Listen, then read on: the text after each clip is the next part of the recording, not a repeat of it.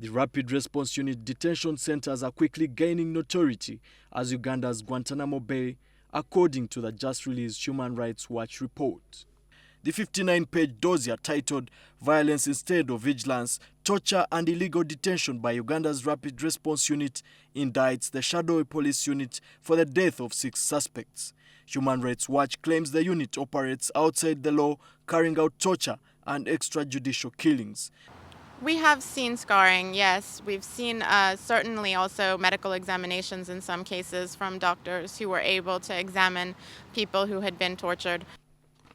But police publicist Judith Nabakoba said it was not unusual for Human Rights Watch to come out with such claims. At the report and the way it is presented, because I've said there is some unfairness when you look at it, and if it is presented like that and it goes unchecked, you will find that many people would believe what is presented in the report, and again it tarnishes the image of the police. The New York-based organization, which conducted interviews from November 2009 to January 2011, wants the authorities to urgently investigate the claims and hold the errant officers accountable for human rights violations. So over time, you see that someone's story is corroborated by another person's story and another person's story. The treatment was shockingly similar, that suspects had their hands handcuffed underneath their legs, that they would be beaten repeatedly on the joints. We heard these stories over and over and over again.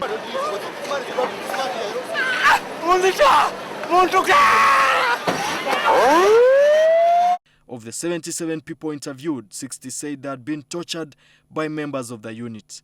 Common abuses included beatings on wrists, ankles, knees and elbows, while suspects were handcuffed in stressed positions.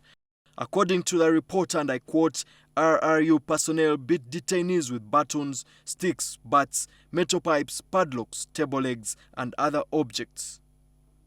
Suspects often said they were forced to sign confessions under duress following torture. One of the victims told Human Rights Watch, and I quote, the beating started at 9 a.m. and went on until 3 p.m. That RRU man got out a baton and beat me in the knee joints. He asked me to tell him where my boss is, saying that we robbed together. He beat my joints for hours. I was seated and handcuffed. When he was not satisfied with my answers, he took a hammer and hit me on the back with it. Another victim, according to the report, said, and I quote, I cannot recall the number of times they pierced my nails. My nails were destroyed. They were black, swollen and painful. The needles were inserted under the nails on both my hands and feet. The unit has also been very active since the July 11th bombings in Kampala, where about 79 people were killed. Several terrorist suspects are being held incommunicado.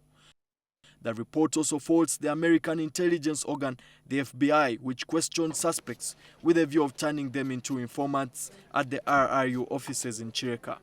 However, the report acknowledges one positive aspect, the establishment of a complaints desk and a toll-free line by the police boss, Major General Kali Kaihura. Emam Taizibwa, NTV 11. You enter, you where are you going? Ginger Road. No, let him.